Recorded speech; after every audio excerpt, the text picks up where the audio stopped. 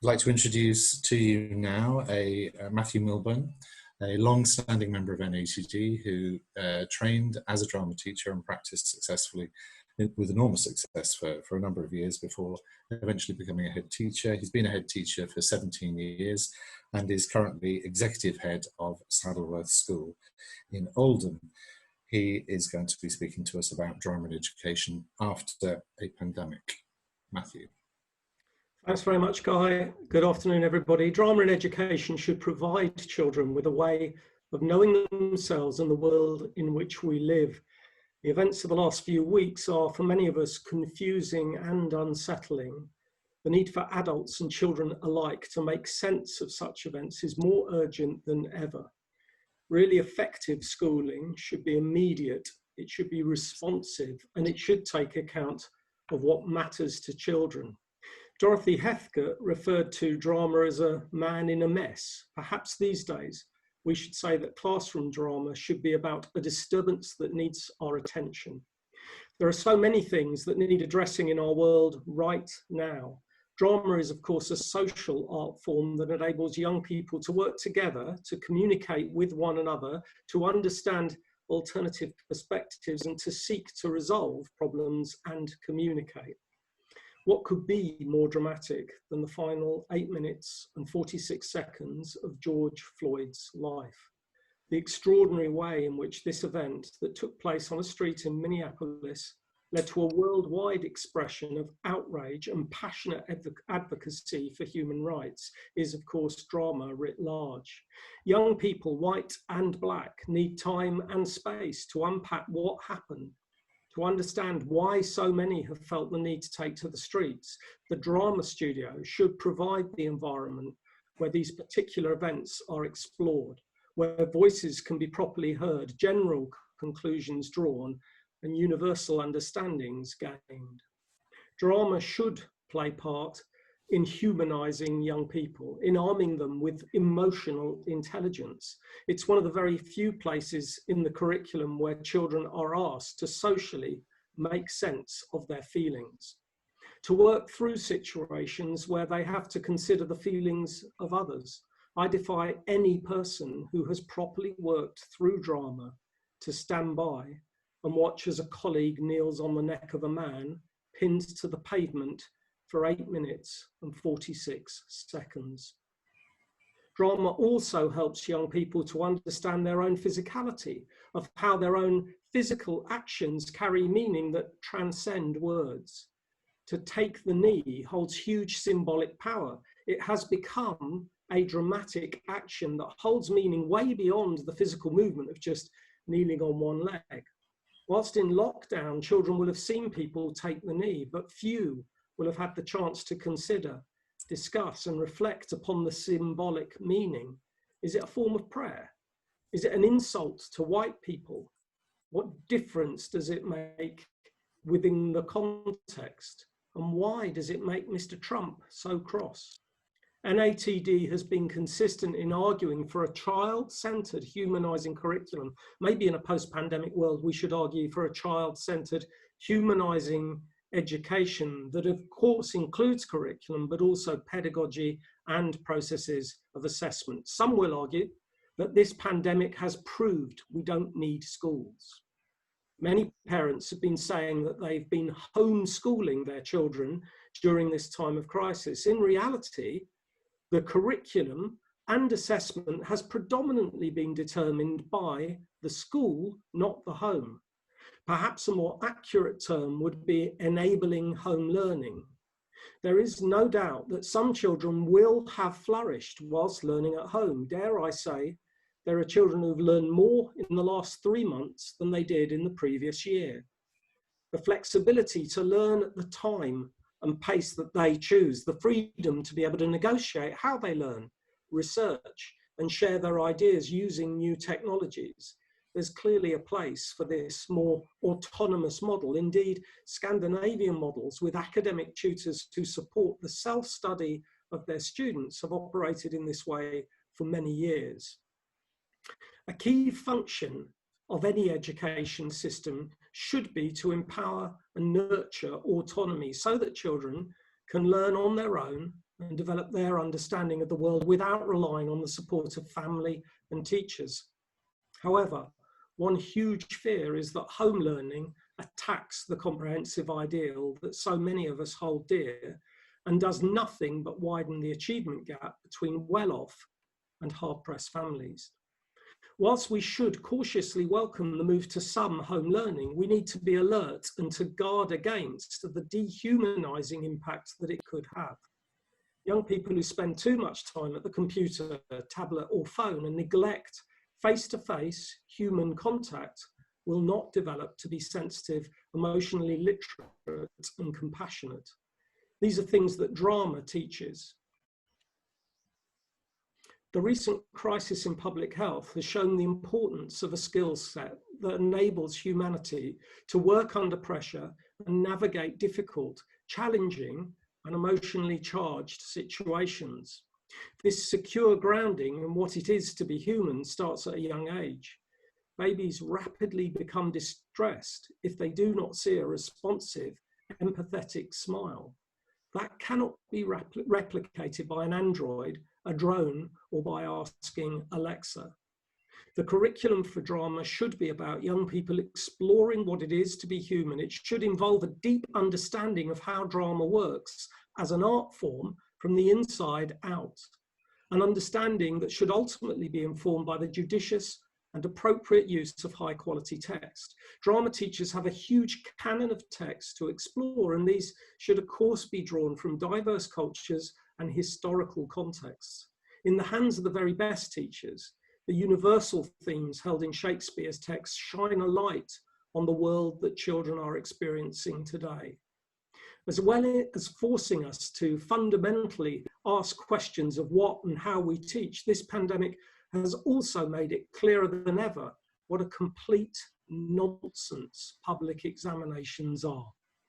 The fact that schools and colleges are still producing grades and levels to apply to young people who have not even sat the tests demonstrates once and for all the absurdity of our system. It doesn't matter that the child hasn't actually sat the exam. Give us the numbers, feed the machine.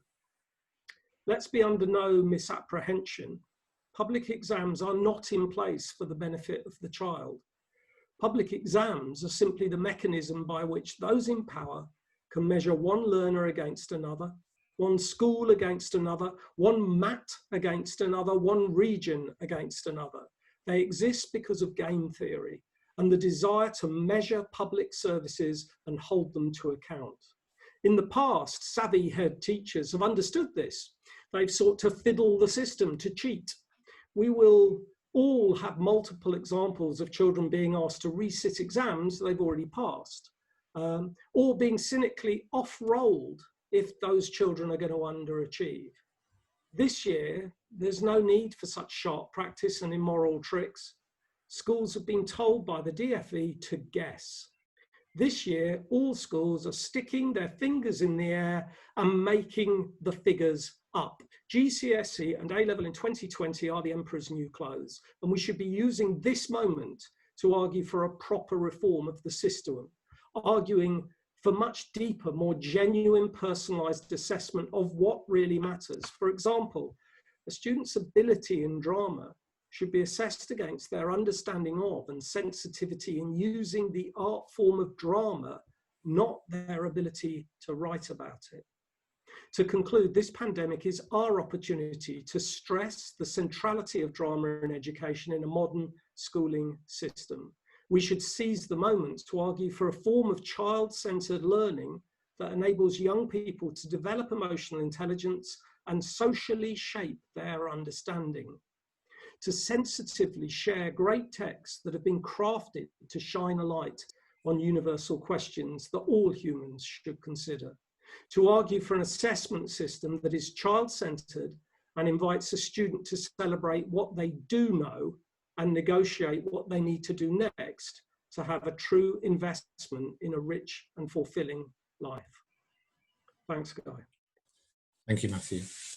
We move straight on to Maggie Hulson.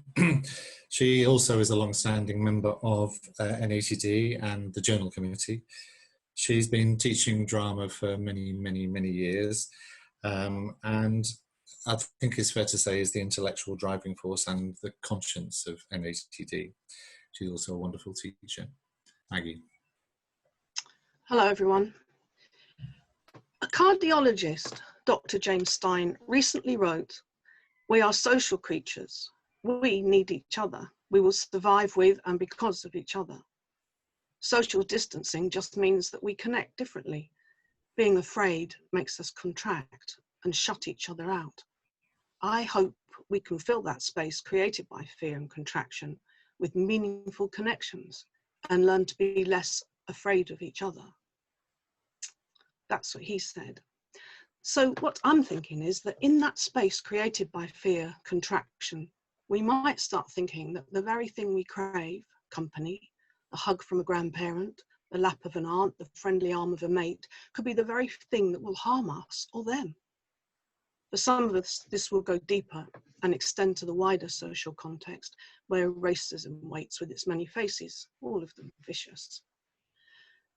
All this affects not only the social and emotional development of the young, but also that of their imagination. The other might become unnecessary or a threat or a scapegoat. And of course, there's the opposite, the drive to be with others, particularly at times of greatest need, witness the recent worldwide protests. As teachers, of course, we work along the boundaries between the young and society, and these contradictions are the stuff of our work. We have the skills to guide the young, nurturing their imagination in a humanizing direction and in the interests of social justice. I saw this picture in the paper and was drawn to it. Circles, circles that enclose and protect, that keep us in and others out, and enable us to be social. Someone has measured and marked out those circles. And then I wondered, will that man in the cap supervise at any point? Is he there to take care? I pictured a classroom where drama will be taking place, marked out with circles, a space between each circle, perhaps 18 students, or there might be 9 students with 2 meters between each circle. It might be a good idea for these circles to be hoops. Each circle can represent a safe place. Now, I'm going to outline the beginning of a series of lessons in some detail and then refer briefly to another. We know what it is that our students need to learn, which curriculum requirements have to be built in, and it is possible to simplify or make more complex the tasks I'm going to suggest. So I had a go at thinking who or what might be represented within these circles, and I chose these images looking for moments of aloneness.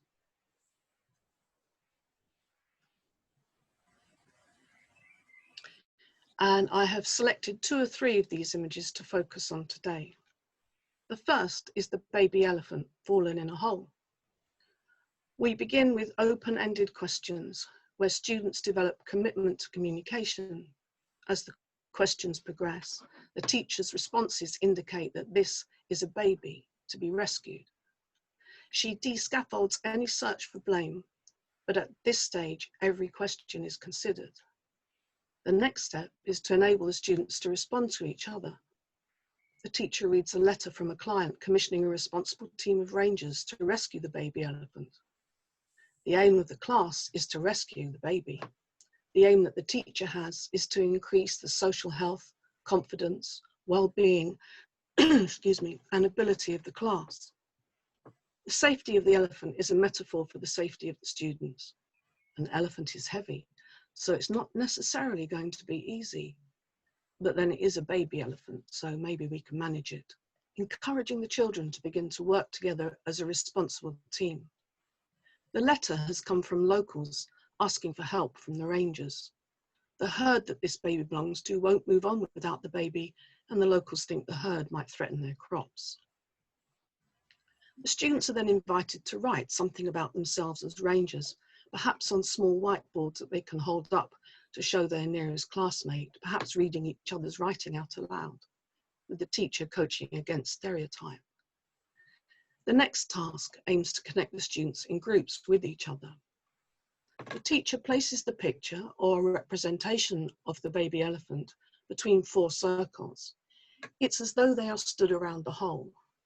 The tasks from then on will depend on the particular aspects of learning in the teacher's aims. Drama moments or tasks could include the expression of how rangers move, of how to approach the baby so it's not alarmed, the choosing of equipment, the using of equipment, raising the baby, reporting success to the villagers. Form, how the students express themselves. Well, the choices are limitless, but they could be mime, enactment, depiction, movement, writing, soundscapes, dialogue, and so on. Levels of tension can be determined by the mother elephant approaching, or the locals reporting damage to crops, or the equipment becoming damaged, or the baby becoming distressed or ill.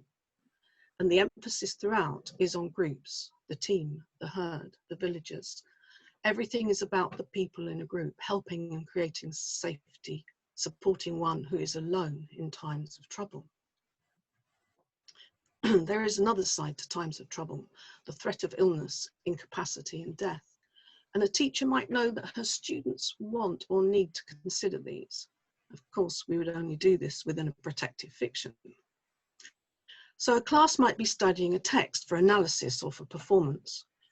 And I thought these images might work to begin with for the balcony scene in Romeo and Juliet.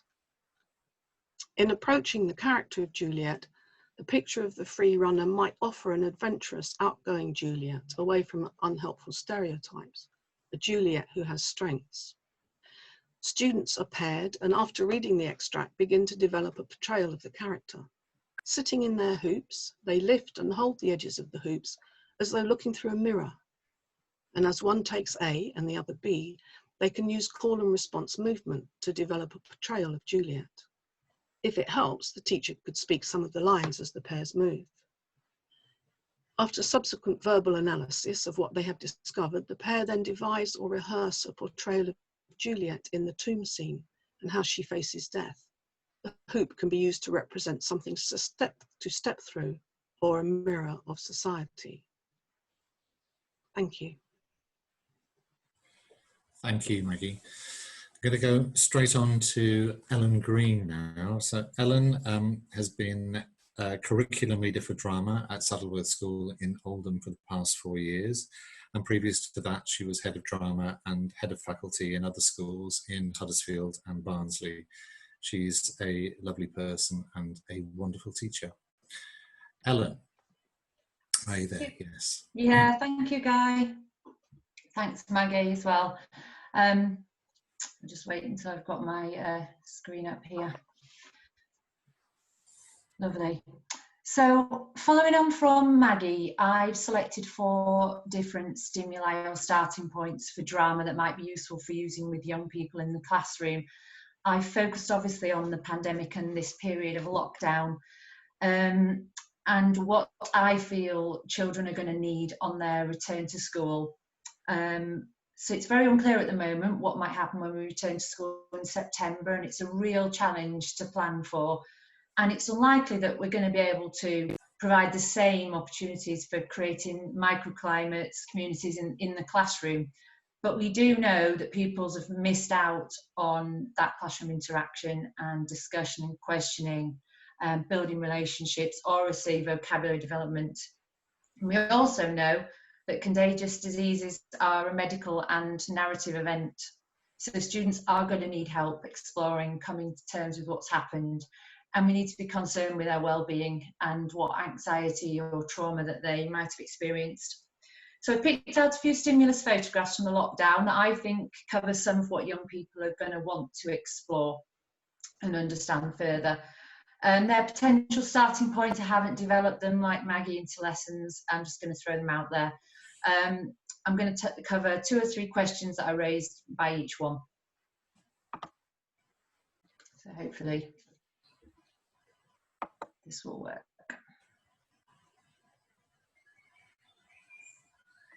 Fantastic. So this is my first photograph, which is a wonderful, I chose this one, it's such a wonderfully human photograph. It's called Nana's First Grandchild. And the main questions, I think, and there are many that you could obviously base drama on here, but that raised for me, the main questions are, that of the stress of separation and isolation from those that we're close to, parents, family, friends, neighbours. Also, facial expressions and the importance of facial expressions, and how when faces are covered by masks, or people are divided or have to keep 2 meters apart, or in this case are divided from others by a pane of glass, and what that does to our ability to communicate with each other. Also for me, I think this one is about missed events, important events, and our rituals that are important to us around birth, marriage, death, how it affects us to miss those and be unable to celebrate or mourn as we want to, or as is traditional. And we could talk about and question what these rituals do for us and what they mean to us as well.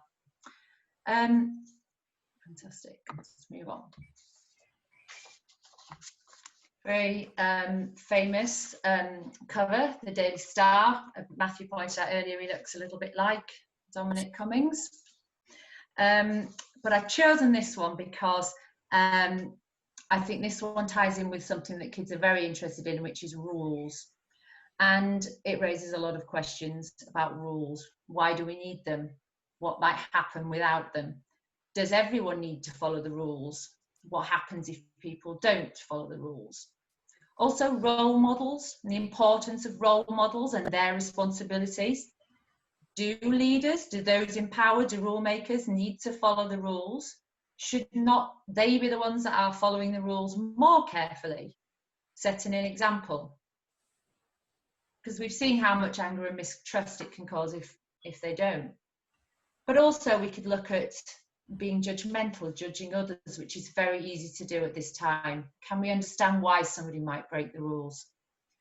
And also I think finally for this one, we need to look at the self and we need to look at community.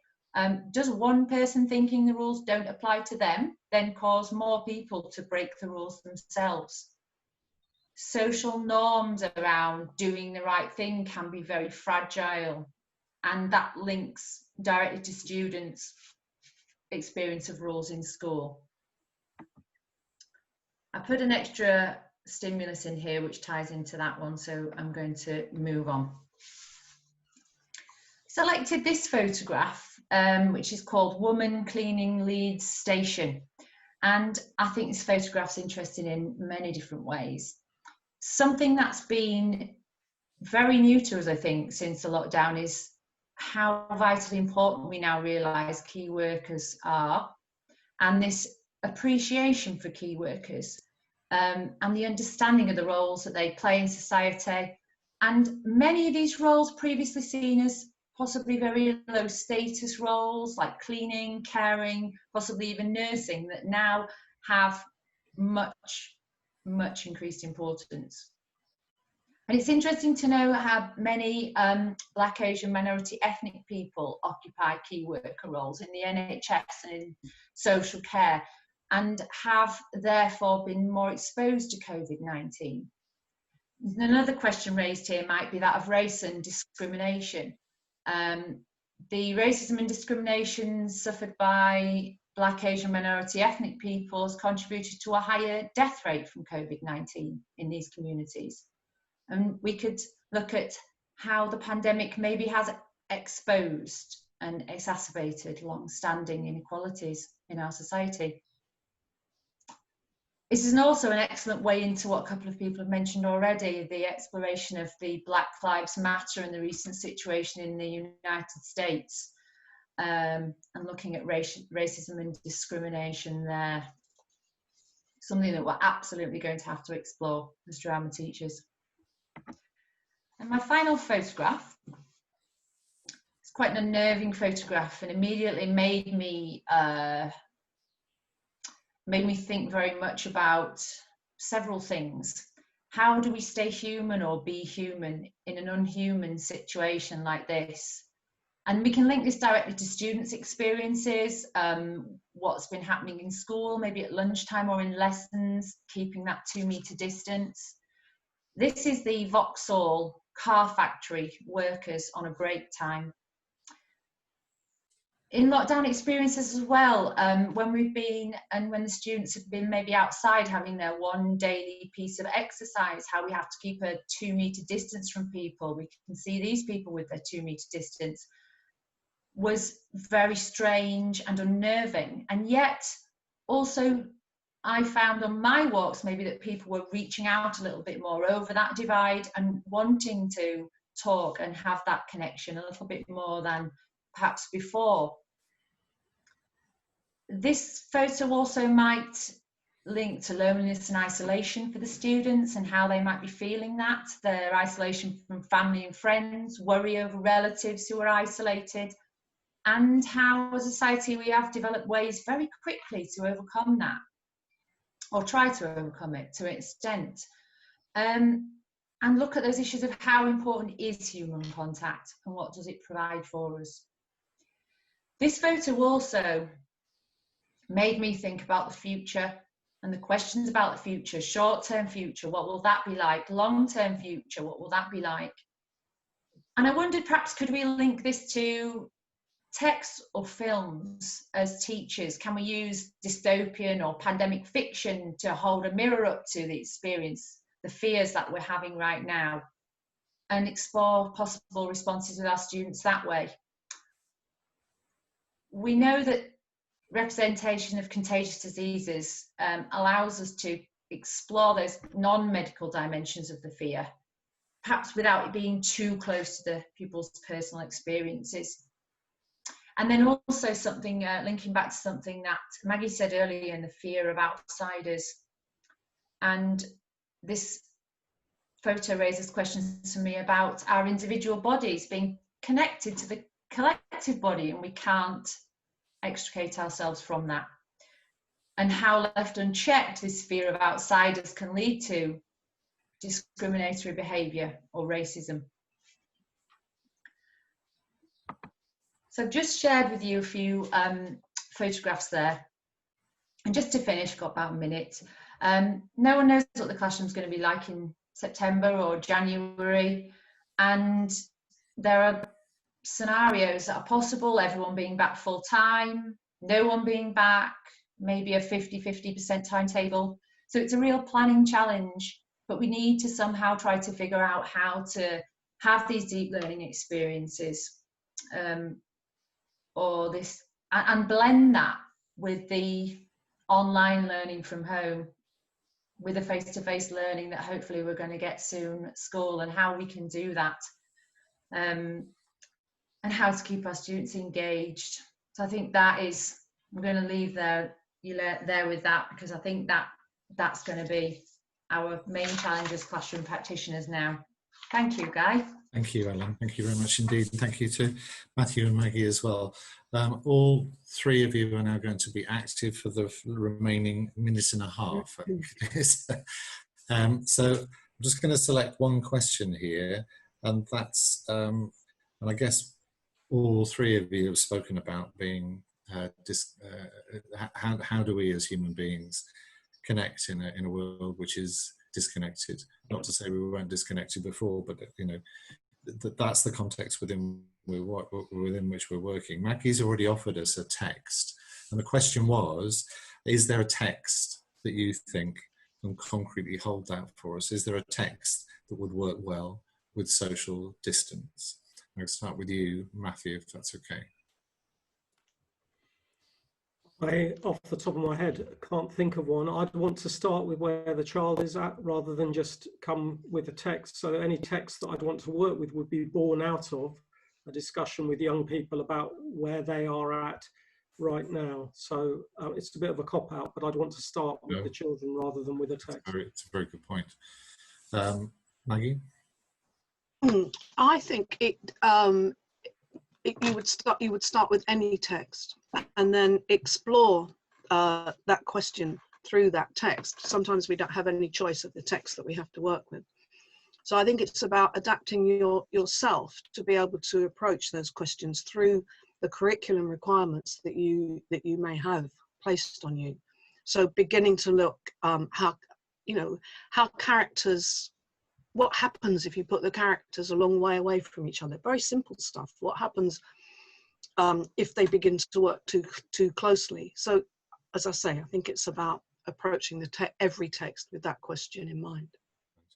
And Ellen, you talked about dystopian novels. Is there one in particular that you're thinking of, or are you going off in a different direction? What would you like to?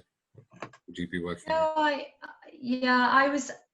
I've been reminded of The Road a lot since isolation. I don't know if that would work, but I think I would be tempted to use maybe text or film to explore, like I said earlier, but like Matthew, I think I'd rather start with the students.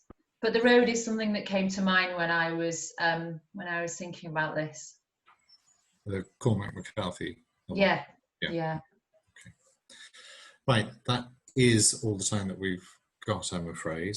I'm just going to leave you with a request that if you've got any questions, or if you need explanation of any kind, or if you've got any suggestions for where we might go next with this, then can you email Liam, who's now, yes, there's his email address.